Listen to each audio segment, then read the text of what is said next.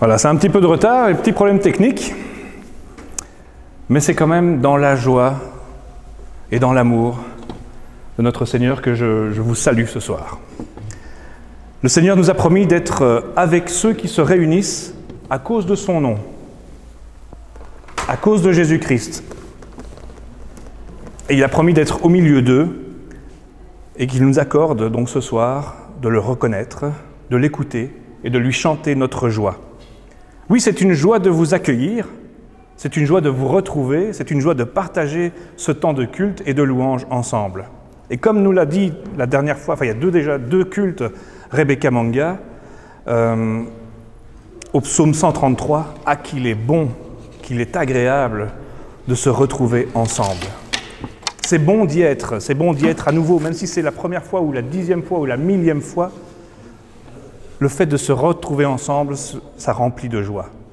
Une joie qui déborde, comme cette huile qui coule sur la tête, puis sur la barbe, puis sur les habits. Une joie de se retrouver, une joie débordante, dégoulinante, comme l'huile. Mais en se réunissant, on peut aussi ressentir l'amour de Dieu, pas seulement la joie d'être ensemble, au travers de la présence des uns et des autres. Que chacun, petit ou grand, soit le bienvenu. Et je vous invite à le célébrer l'amour de Dieu par ce premier chant. Venez le célébrer, son grand amour, venez le chanter, le Fils de Dieu est venu, donner la vie. Nous te fêtons, roi, car tu nous fais partager sa joie, et nous offrons en ton honneur un chant d'amour, Seigneur. Venez le célébrer, célébrer, célébrer, chanter, célébrer, chanter notre roi. Venez le célébrer, célébrer, célébrer, chanter, célébrer, chanter notre roi. Venez le célébrer, son grand amour, venez le chanter, le Fils de Dieu est venu, donner la vie. Nous te fêtons, roi, car tu nous fais partager ta joie, et nous offrons en ton honneur un chant d'amour, Seigneur. Venez le célébrer, célébrer, célébrer, chanter, célébrer, chanter notre roi. Venez le célébrer, célébrer, célébrer, chanter, célébrer, chanter notre roi.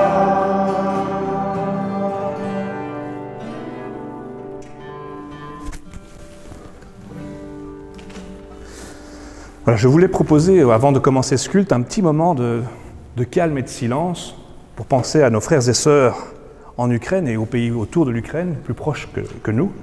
Donc prenons d'abord un petit temps pour nous poser.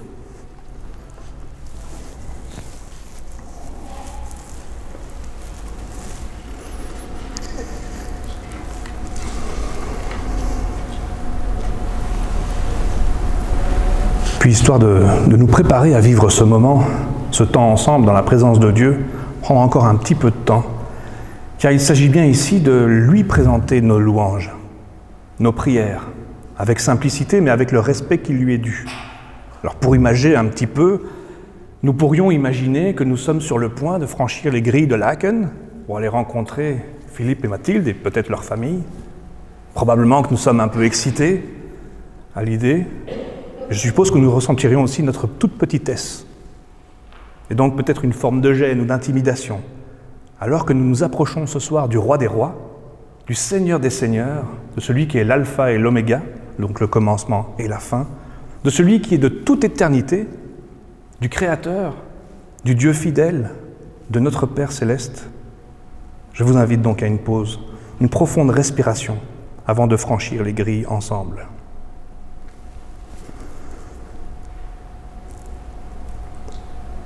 Seigneur, nous voici rassemblés à ton écoute. Nos cœurs pleins de ce que nous vivons tous les jours. Accorde nos cœurs à ta parole. Permets que nous puissions y discerner ce qu'il est bon et juste que nous fassions dans nos vies. Fais-nous entrer dans ta communion fraternelle avec ceux qui sont ici, mais aussi avec ceux qui sont loin, avec ceux que nous allons rencontrer après. Nous te prions pour nos frères et sœurs en Ukraine et pour tous les gouvernements impliqués de près ou de loin dans notre actualité. Bénis ce temps que nous te présentons. Amen. Je vous propose de vous lever pour les 2 cantiques suivants.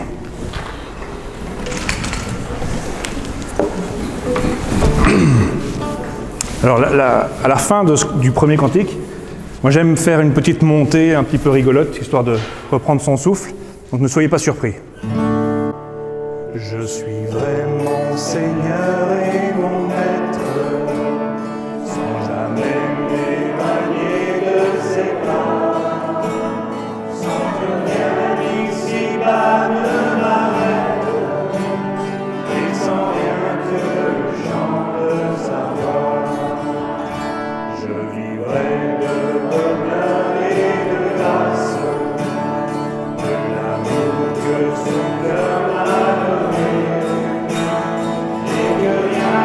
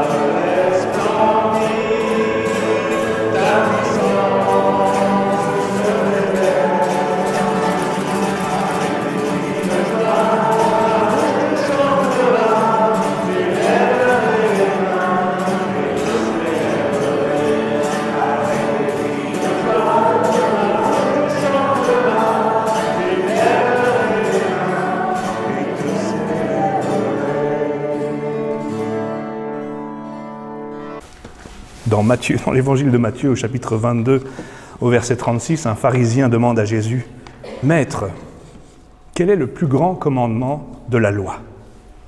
Jésus répondit, « Tu aimeras le Seigneur ton Dieu, de tout ton cœur, de tout ton être, de toute ton intelligence. » C'est là le plus grand commandement, le premier. Et un second, cependant, lui est semblable. « Tu aimeras ton prochain comme toi-même. »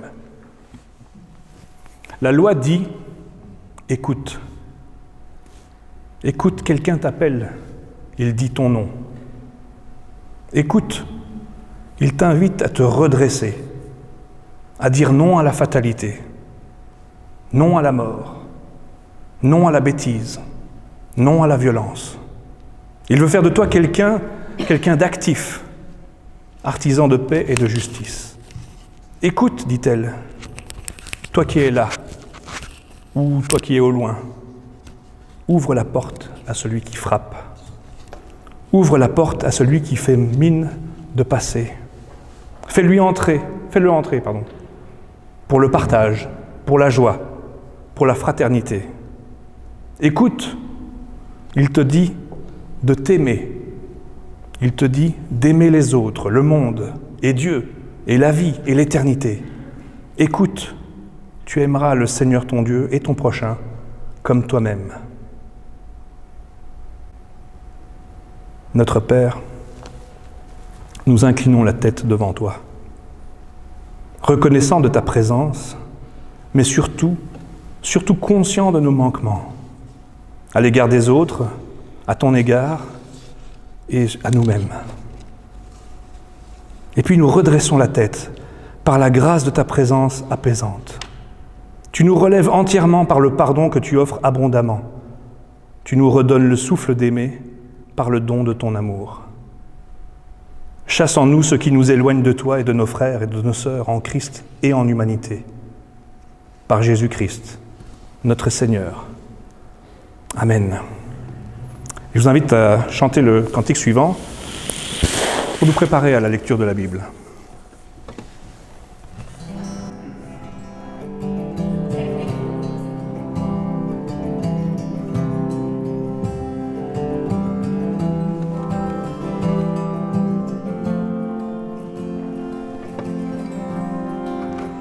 J'écouterai ce que dit Dieu, car il est droit pour qui l'écoute.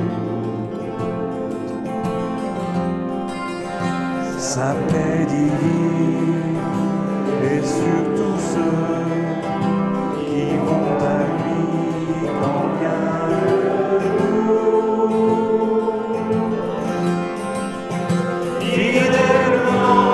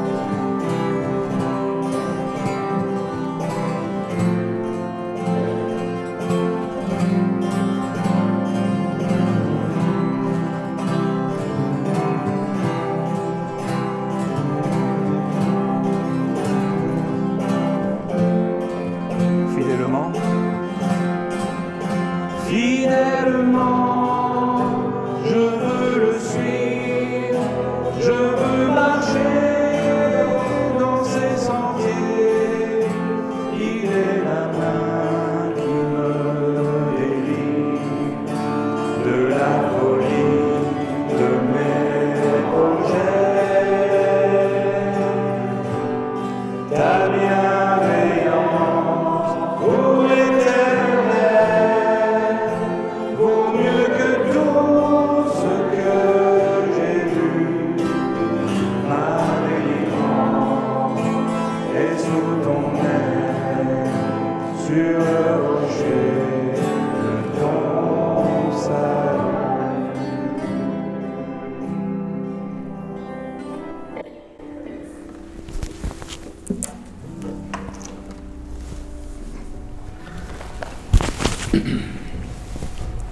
Pardon. Lecture du psaume 139. Normalement, ça doit être affiché. Voilà. Psaume de David, pris dans le livre du cœur du chef de chorale. Seigneur, tu regardes jusqu'au fond de mon cœur et tu me connais. Tu sais quand je m'assois et quand je me lève. Longtemps à l'avance, tu sais ce que je pense. Tu sais quand je marche et quand je me couche, et tu connais toutes mes actions. Je n'ai pas encore ouvert la bouche, tu sais déjà tout ce que je vais dire. Tu es derrière moi, tu es aussi devant moi. Tu poses ta main sur moi, tu me connais parfaitement. Pour moi, c'est trop beau, ça dépasse tout ce que je peux comprendre. Ensuite, lecture dans l'évangile de Matthieu. Venez auprès de moi, vous tous qui portez des charges très lourdes et qui êtes fatigués, et moi je vous donnerai le repos. Et une troisième lecture dans l'Épître aux Romains. Nous savons encore une chose. Dieu fait tout pour le bien de ceux qui ont de l'amour pour lui. Ceux-là, il les a appelés selon son projet. En effet, ce que Dieu a choisi d'avance, il a aussi décidé d'avance de les faire ressembler à son Fils. Ainsi, son Fils sera l'aîné d'une grande famille. Ceux que Dieu a choisis d'avance, il les a appelés. Ceux qu'il a appelés, il les a aussi rendus justes. Et ceux qu'il a rendus justes, il leur a aussi donné sa gloire. Que dire de plus? Si Dieu est pour nous, qui sera contre nous? Même à son Fils, Dieu n'a pas évité la souffrance, mais il l'a livré pour nous tous. Alors, avec son Fils, il va tout nous donner gratuitement. Qui peut accuser ceux que Dieu a choisis? Personne. En effet, Dieu les rend justes. Qui peut les condamner? Personne. En effet, le Christ Jésus est mort. De plus, il s'est réveillé de la mort. Il est à la droite de Dieu et il prie pour nous. Qui peut nous séparer de l'amour du Christ? Est-ce que c'est le malheur, l'inquiétude, la souffrance venant des autres, ou bien la faim, la pauvreté, les dangers ou la mort? Les livres saints disent « À cause de toi, nous risquons sans arrêt la mort. On nous traite comme des moutons de boucherie. Mais dans tout ce qui nous arrive, nous sommes les grands vainqueurs par celui qui nous a aimés. Oui, j'en suis sûr, rien ne pourra nous séparer de l'amour que Dieu nous a montré dans le Christ Jésus notre Seigneur. Ni la mort, ni la vie, ni les anges, ni les esprits, ni le présent, ni l'avenir, ni tous ceux qui ont un pouvoir, ni les forces d'en haut, ni les forces d'en bas, ni toutes les choses créées. Rien ne pourra nous séparer de l'amour de Dieu. Vous allez probablement mieux m'entendre, mais moins me voir. Ils sont juste quelques centimètres et je ne vois même plus personne, sauf... Voilà, en tout cas, bonsoir et merci encore de m'accueillir ce soir et quelle joie de pouvoir être là et de vivre ce moment de culte ensemble. Culte que nous adressons à notre Dieu, culte pour l'honorer, le glorifier et lui dire tout ce qu'il est pour nous. Voilà, ça y est, Il est là le suffragant maintenant. Hein. Le 25 janvier, je ne pouvais pas trop dire. Tu as été intronisé, maintenant c'est bon, quoi. Hein. Faites-le travailler. Hein.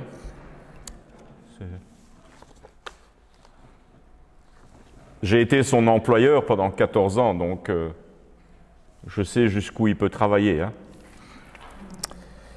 Comme moi, le dimanche. Voilà, alors on a entendu les lectures et j'aimerais vous parler autour de, évidemment, ces lectures, mais parler d'un sujet, il ne s'est pas affiché, mais j'avais envoyé à Yann, tu es connu. Je viens d'avoir un flash, c'est normal. Ça va. Tu es connu et je t'aime. Ça, c'est le sujet de mon message de ce soir, en tout cas, et de pouvoir le partager avec vous. Ça va, vous allez bien? On est... J'entends un calme, mais... Ça va? N'hésitez pas de temps en temps à vous manifester. Hein? Il y a quelques jours, je les relisais pour la xème fois l'histoire d'un homme. Et cet homme avait un petit problème identitaire. En tout cas, il était un peu... son identité n'était pas confirmée. Et il y avait une raison à ça, parce que son père n'a pas joué le rôle peut-être qu'il aurait dû, ou qui sait, en tout cas, mais il ne s'est jamais senti confirmé dans son identité par son papa. Ça va? Je ne vais pas vous parler de Freud, ni d'autres. Ça, je laisse aux spécialistes, et il y en a ce soir. Mais ce petit garçon-là, il est devenu un homme.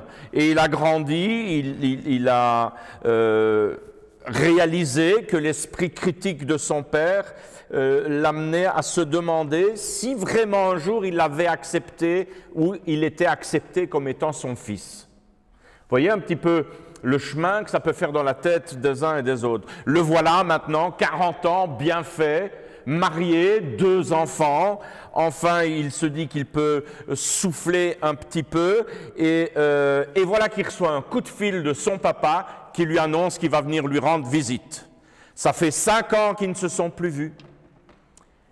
À votre avis, qu'est-ce qui se passe dans la tête d'un tel monsieur, la quarantaine, mûr, hein, mature, qui a fait sa vie? La panique totale. Il s'était laissé pousser la barbe, il avait, comment est-ce que je vais dire, pris une autre attitude vestimentaire, enfin, il pouvait être lui-même, et dès que son père lui a téléphoné, bam, panique totale, qu'est-ce que je vais faire?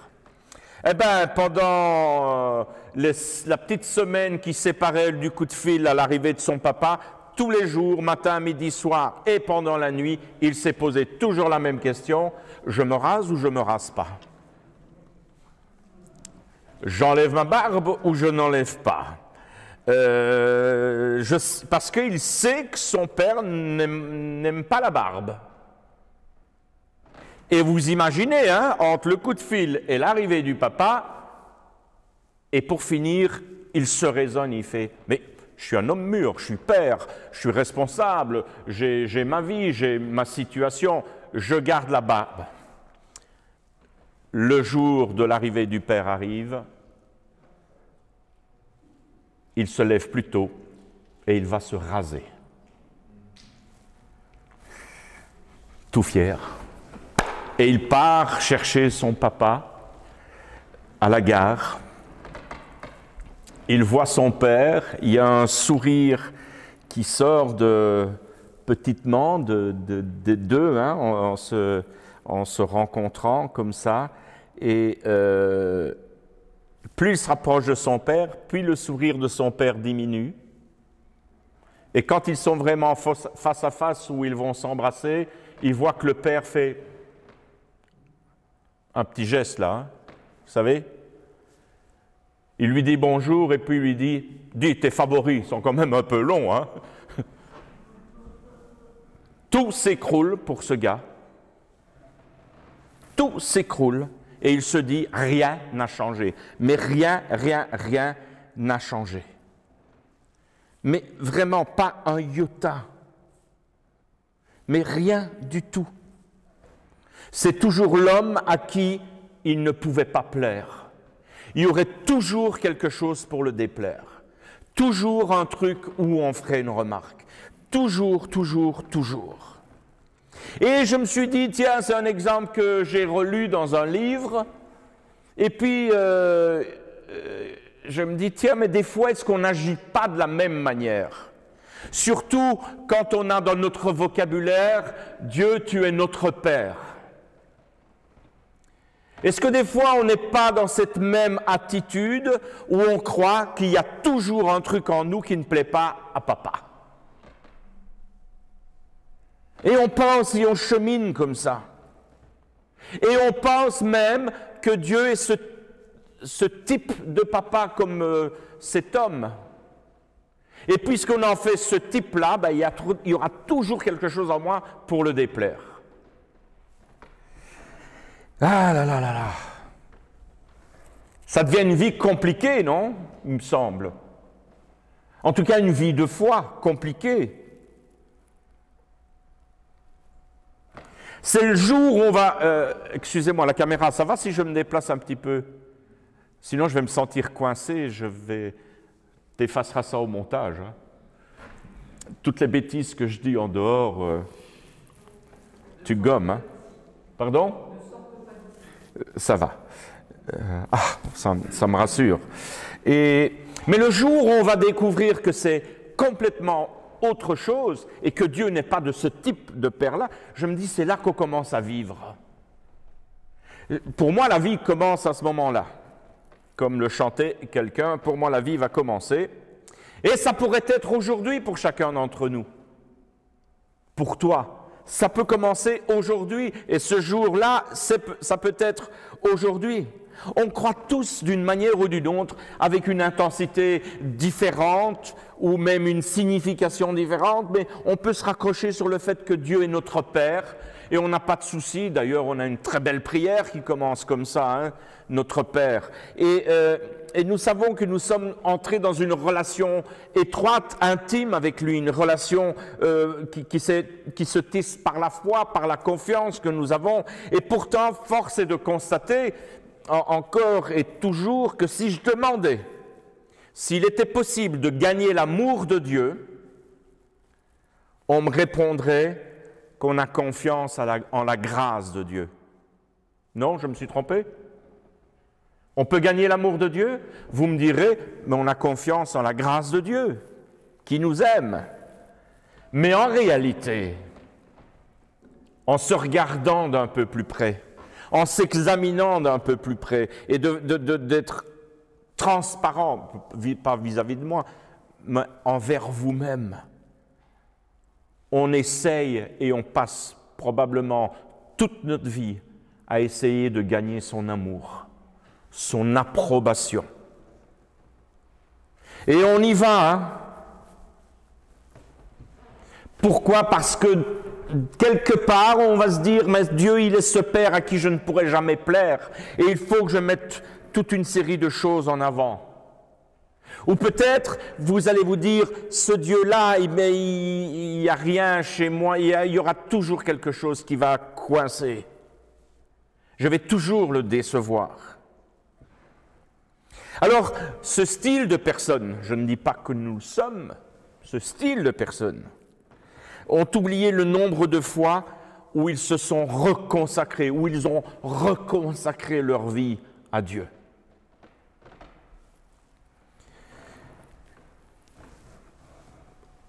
J'ai des livres à la maison, j'ai une bibliothèque, et je ne suis pas le seul, heureusement. Sinon, le marché du livre se porterait très mal.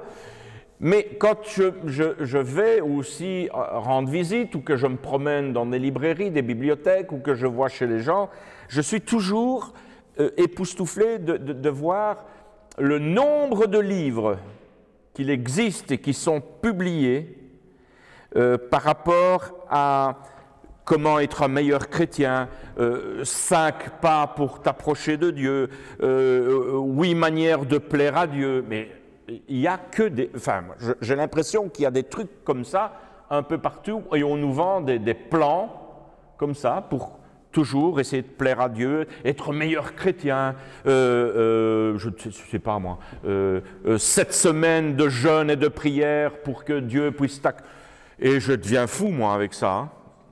Excusez-moi d'être aussi plat avec vous. Et je me dis, waouh, waouh, waouh.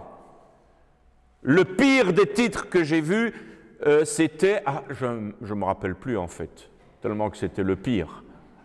Mais voilà ce que vous devriez mettre en place dans votre vie pour que Dieu soit fier de vous. Je fais, oui. Ouf, tite. Vous savez, il y a des périodes dans ma vie, ça va le caméraman? Il y a des périodes dans ma vie, plus d'une, où je me suis levé avant le soleil. Il y a longtemps, hein. Je me levais avant le soleil, je me mettais à genoux et je priais. Je lisais la Bible et j'essayais de la lire sur une année. J'allais à tout ce qui était comme réunion qui était organisée à la paroisse. Et là où j'étais, croyez-moi, on passait plus de temps à l'église que chez soi. J'y allais. On y allait avec plaisir. Et je me souviens qu'il y avait des fois, on était dans des réunions de prière et on y restait jusqu'à ce que les genoux te fassent très mal. Mais tu restais à genoux.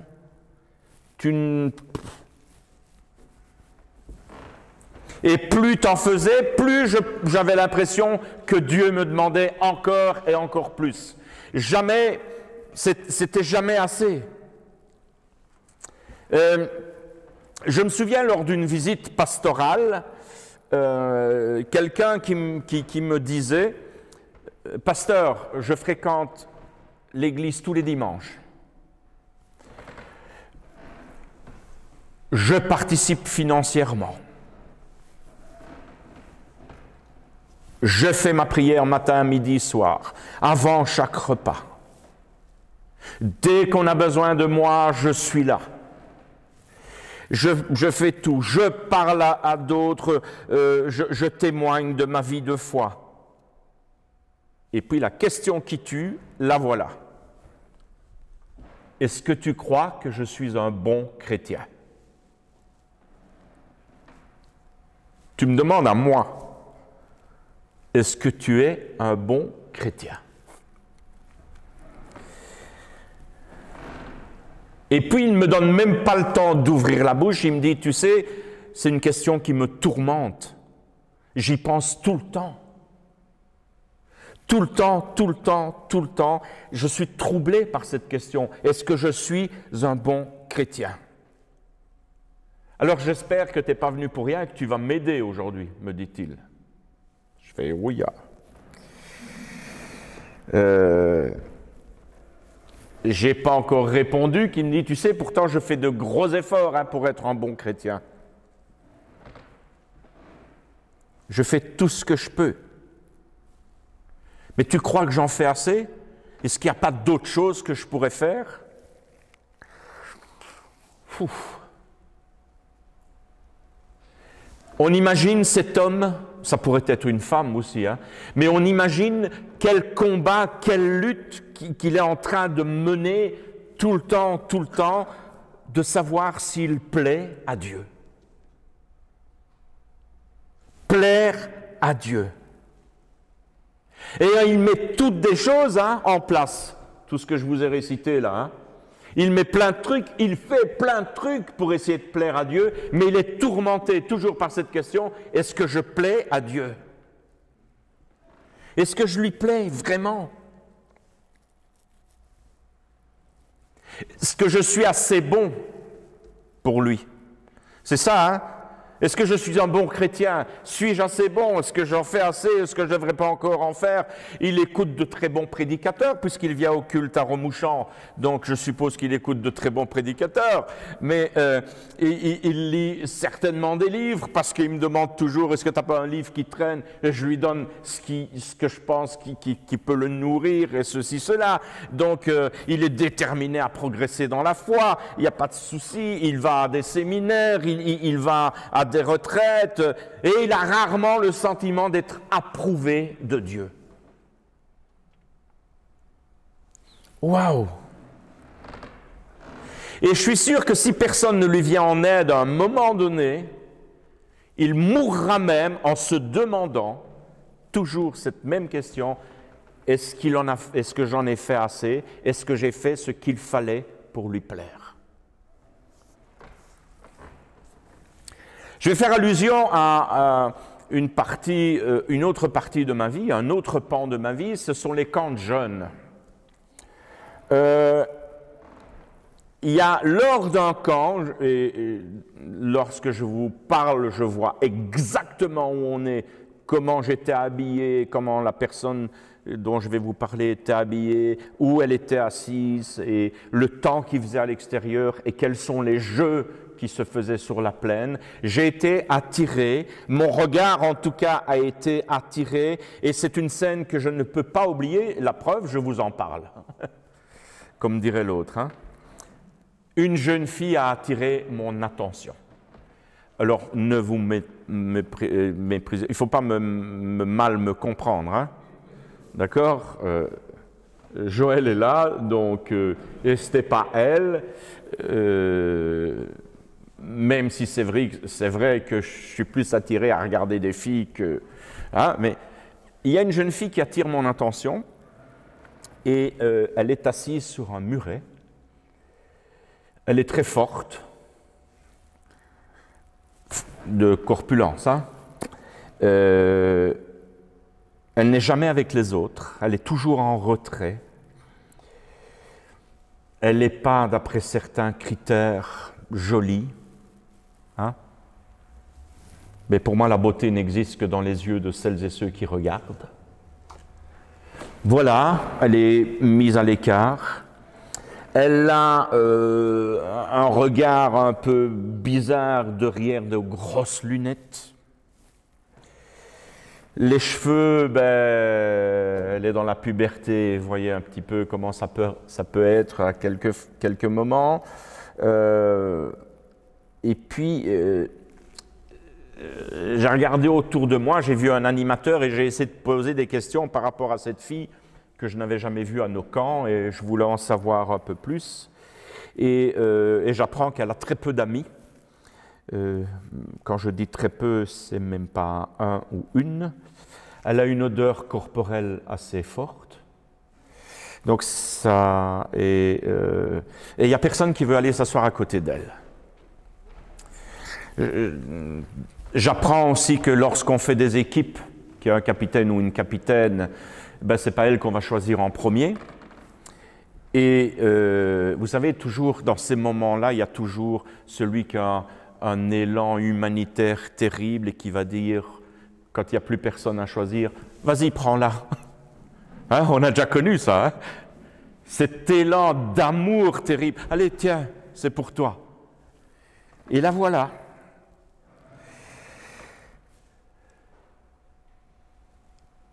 Et moi, je regardais cette fille et j'ai senti une émotion qui montait en moi. Quelque chose de très fort. J'avais envie d'une chose, d'aller la serrer dans mes bras et de lui dire qu'elle était quelqu'un d'important, qu'elle valait quelque chose. J'avais le désir de trouver dans la vie de cette jeune femme qui était là un seul truc, mais un seul truc qu'elle savait faire et pouvoir la féliciter. Je voulais lui dire que j'étais son ami et qu'il n'y avait aucun souci et que j'étais content et que je serais content de m'asseoir à côté d'elle. Pourquoi est-ce que je vous raconte un peu ces choses-là? Mais c'est pour revenir à cette notion, excusez-moi, je vais prendre un vocabulaire qu'on puisse comprendre, toutes et tous, le ciel, c'est pas un endroit où on fait des équipes et personne n'est choisi en dernier là. C'est pas comme ça que ça marche.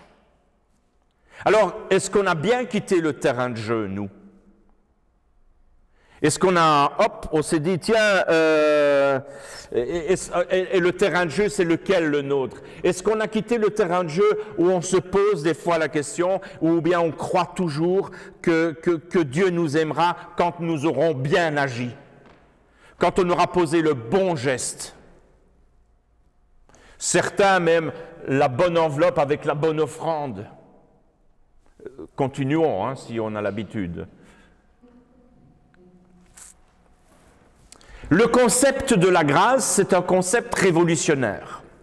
Les protestants, on s'est fait fort, et peut-être on s'est dit c'est nous qui avons le monopole, mais que nenni, hein. La grâce, ça appartient à personne, c'est Dieu qui la donne, point, quoi. C'est sa grâce à lui. Mais c'est quand même quelque chose de révolutionnaire pour notre petit esprit humain, qui est incapable de comprendre ce que le mot veut dire. De se dire, qu'est-ce que c'est que la grâce de Dieu envers moi? Ça veut dire quoi? Qu'on ait mon âge ou l'âge du plus jeune, je ne sais pas où il est, comment est-ce que ça résonne? C'est quoi la grâce? C'est quoi cette grâce de Dieu? Surtout qu'on est dans une société où on peut prononcer tous les mots, mais pas ce mot-là. Pas que ça nous est interdit. En tout cas, aujourd'hui, le mot grâce, c'est une faveur qui nous est donnée. Même, je ne la méritais pas, mais elle m'est donnée. C'est un amour qui m'est donné alors que je ne le mérite pas. Mais notre société nous dit tout à fait l'autre chose. Et peut-être nous aussi, parents, on dit autre chose à nos enfants. Tu pourras avoir ça, mais si tu le mérites. Non, on a déjà entendu ces mots? Le mérite. Ah, pour avoir ça, mais il faut le mériter. Waouh! Ne parlons pas, je ne vais pas me lancer sur le terrain de l'éducation en Belgique, hein, dans nos écoles, c'est tout sauf ça. Hein. Le mérite, tu dois le mériter. C'est pas que, il faut que tu gagnes mon affection. Et il ne faut pas aller trop vite, il faut que tu la gagnes, mon affection. Et on fait la même chose entre nous. Gagner l'affection. Mais en vérité, en bien réfléchir, le message de l'Évangile, cette bonne nouvelle de Jésus-Christ, c'est complètement à l'opposé et c'est une vraie surprise.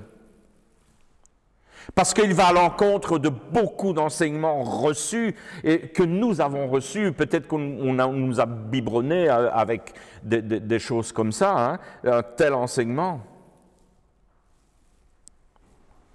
Dieu te connaît et il t'aime.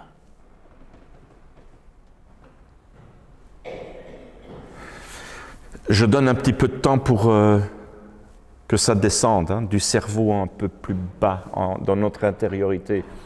Dieu te connaît et il t'aime. Alors même que tu étais encore son ennemi, il t'aime.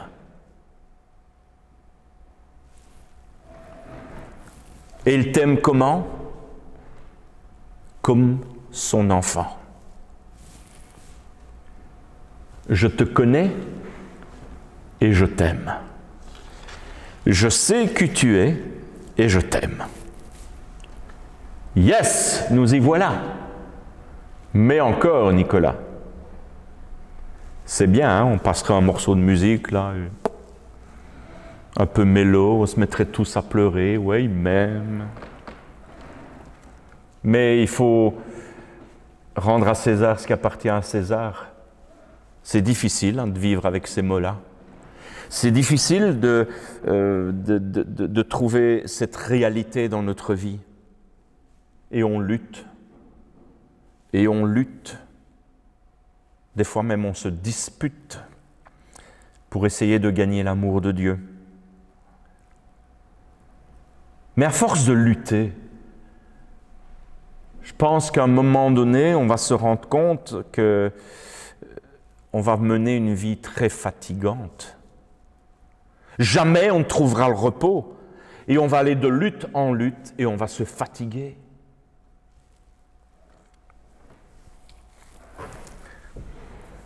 Comment voulez-vous que l'on prouve à Dieu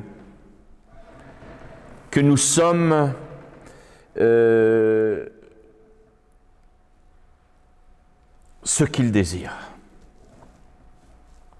Comment est-ce que je peux faire?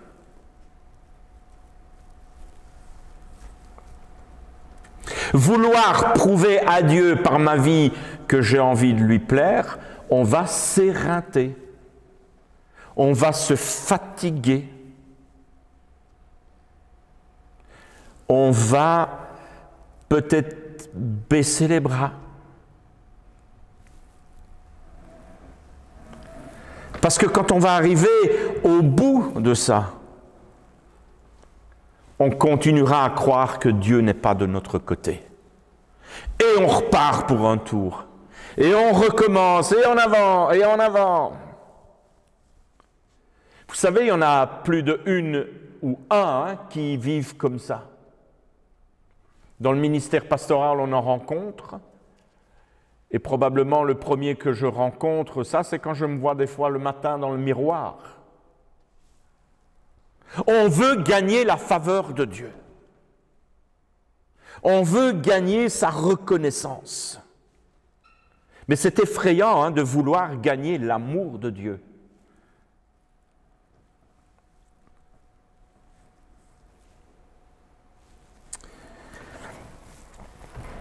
Pendant des années, durant ma vie de foi, de ma vie chrétienne, comme on disait à une époque, c'était comme ça. C'était comme ça parce qu'on me l'avait enseigné comme ça. Parce qu'on m'avait bourré le chou comme ça. Tu dois faire ça, ça, ça, ça, ça, ça. Et jamais on me parlait de l'amour de Dieu. On me disait de ce qu'il fallait faire pour plaire à Dieu, mais pas de me dire quel était l'amour de Dieu pour moi. Et ça a été jusqu'à un point où je pensais que Dieu, il était vraiment derrière moi et qu'il regardait, qu'il guettait à tous mes mouvements et qu'il était en train d'attendre. Ah, voilà, là, il a fait ses preuves. Ah ouais, maintenant, ouais. Et j'ai vécu des années comme ça, mais des années. Et il y a des jours où je pensais avoir bien agi. J'avais prié, lu ma Bible, j'avais fait mes BA, de chrétien, là, comme on dit. J'étais même allé à des réunions autres que dans ma paroisse, dans ma communauté, pour que ce soit chouette, aller encourager ceci, cela. Et c'est chaque fois, vous savez à quel moment? Lorsque je me posais à l'horizontale sur mon lit, que je me rendais compte que je n'étais pas libre. Il y avait toujours quelque chose. Ntsakwe, qui n'en est là. Il y avait toujours quelque chose. J'étais pas libre. Et pendant ces moments-là, aïe, aïe, aïe, aïe, aïe. Parce que ma journée, elle avait été une longue journée de lutte pénible pour prouver que je pouvais gagner son amour. Et puis le soir, quand je me couche, je ne suis pas libre. Il y a quelque chose qui ne va pas. Je me rendais compte que je n'étais pas aussi spirituel, entre guillemets, que je ne le paraissais ou que je voulais le montrer. Il y a quelque chose qui n'allait pas.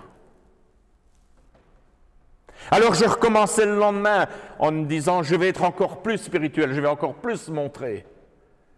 Mais le lendemain, il se termine par une soirée où à un moment donné ou l'autre, ton corps va te dire, couche-toi. Et c'est pareil.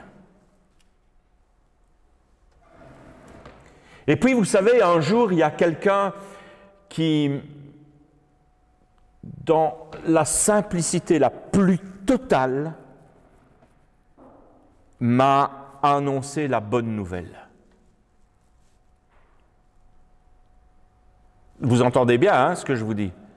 Pourtant, moi, je suis né dedans, comme Obélix.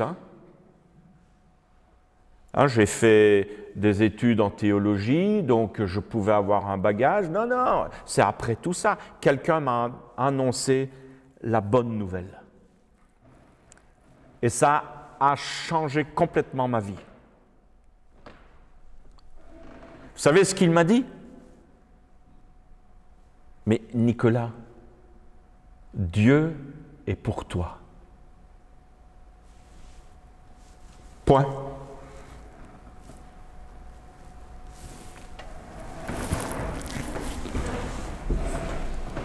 Et puis il a rajouté, mais tu sais, il est de ton côté quand tu réussis et quand tu échoues. Il est avec toi à chaque instant de ta vie. Que tu fasses toutes ces choses ou que tu le renies, Dieu est de ton côté. Il est avec toi. Oh! Révolution dans ma vie. Dieu est de notre côté, amis, frères et sœurs. D'ailleurs, Paul, dans l'Épître aux Romains, qui est affiché, qu'on a entendu la lecture, ne dit pas autre chose. Rien ne peut nous séparer de l'amour de Dieu en Jésus-Christ, notre Seigneur. Même nos pires folies, dira-t-il dans une autre lettre. Si c'est lui, je ne sais même plus. Mais même nos pires folies ne peuvent pas nous séparer de l'amour de Dieu.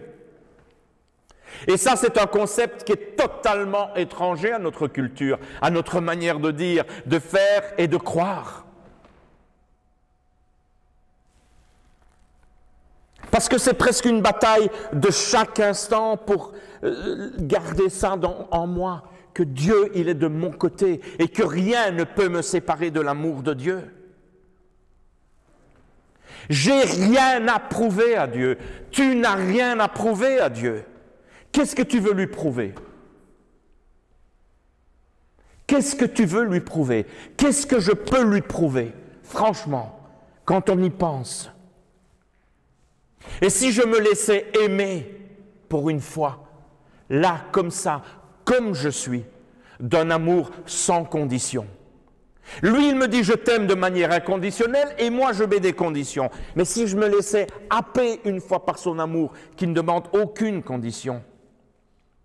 Vous savez, il y a quelque temps maintenant, je vais faire allusion à encore un autre pan de ma vie, je zappais à la télévision un après-midi, ça m'arrive, hein, le pasteur il a aussi la zappette, il ne faut pas croire. Je zappe à la télévision, je tombe sur une émission où il y a des gens qui viennent s'asseoir sur un canapé, il y a une dame très jolie, vous voyez, je suis toujours sensible, hein, il y a une dame très jolie qui questionne, il y a des psychologues sur d'autres fauteuils, ça discute comme ça. Vous voyez un petit peu l'émission dont je parle? C'est, je ne sais pas sur quelle chaîne en fait. Je zappais. Et en fait, je zappe et ce qui m'a intéressé, c'était voilà, bon, le look des personnes qui étaient là et qui témoignent, enfin, qui amènent leur témoignage. Et là, c'était fabuleux parce que j'étais là et c'est pas mon émission préférée, c'est pas celle où je vais m'arrêter dès que je peux. Voilà, j'ai une autre émission préférée que je regarde, mais je vais la taire et voilà. Donc, il y a des personnes sur le fauteuil. Vous ne savez pas, vous aimeriez bien savoir, hein, l'émission que j'aime bien de regarder ou que je peux même enregistrer. Hein. Ça vous intéresse ou pas? Oui? Eh bien, je reviens au mois d'avril. Mais ne le répétez pas, on a dit que ça ne sortait pas. J'aime encore bien Affaires conclues. Voilà. Oh, moi aussi, tiens. Ben non. Donc, je reviens à cette émission. Là, sur le canapé, j'étais attiré par l'extravagance des gens qui étaient invités. Et donc, je regarde, j'écoute, et je suis pris dans l'émission, je suis pouf, parce que je ne suis plus dans une écoute, oh, j'entends tout ce qui se dit, et ça me parle. Et là, arrive le moment d'un témoignage d'une personne qui était là sur le plateau, et on lui pose la question. Alors, je vous le dis tout de suite, hein, c'était beaucoup de jeunes qui étaient là, 4 ou 5, avec des looks extravagants, hein. Piercing, tatouage, tant que vous voulez, coupe de cheveux comme peut-être vous ne l'aurez jamais imaginé, vêtements, peut-être vous ne saviez même pas, je ne savais même pas que ça existait, qu'on pouvait s'habiller comme ça, mais voilà. Et à un moment donné, au moment où je zappe, après avoir vu ça, la caméra se focalise sur un jeune homme et sa maman. La maman est là, assise, et lui suivait cette mode, et il avait une réputation aussi d'être violent. Et on pose la question suivante à la maman. Le gars, crâne rasé, une petite touffe de cheveux, un peu comme moi ici, mais en queue de perroquet, vraiment bien faite, hein, en orange. Des piercings, je me demande s'il y avait encore de l'espace pour aller en mettre un. Et tatouage, mais tout était, pour moi, tout était magnifique. Mais les oreilles, je ne sais pas, quand il... Voilà, ça c'est anneau au nez, ceci est maquillé. Et alors, à un moment donné, on pose la question suivante à la maman. Comment pouvez-vous supporter que l'on vous voit avec lui dans cet accoutrement ?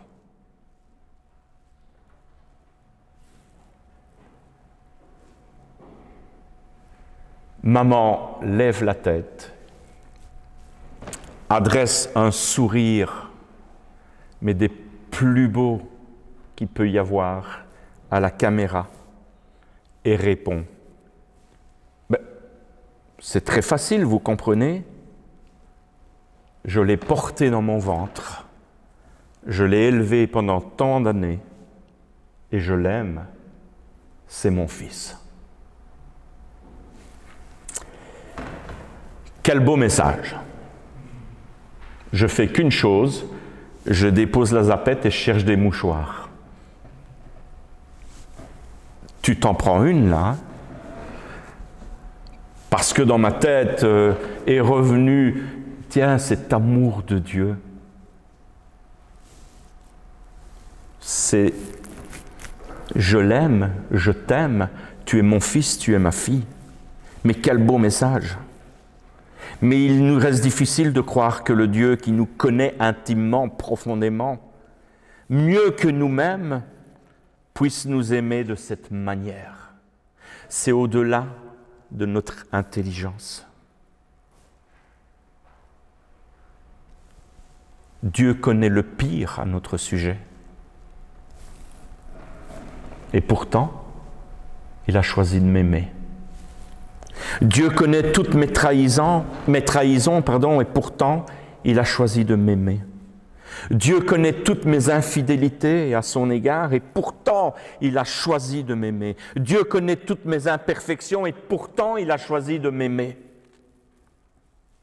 Dieu connaît toutes mes défaillances, et pourtant, il a choisi de m'aimer. Dieu connaît toutes mes désobéissances, et pourtant, il a choisi de m'aimer. Dieu, d'un côté, nous connaît entièrement et il nous aime radicalement.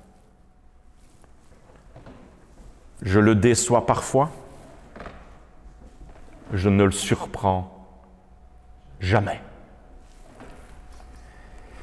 J'aimerais terminer avec la lecture de ce texte que certains peut-être ont déjà entendu. Mais les rappels, vous savez, ça fait du bien.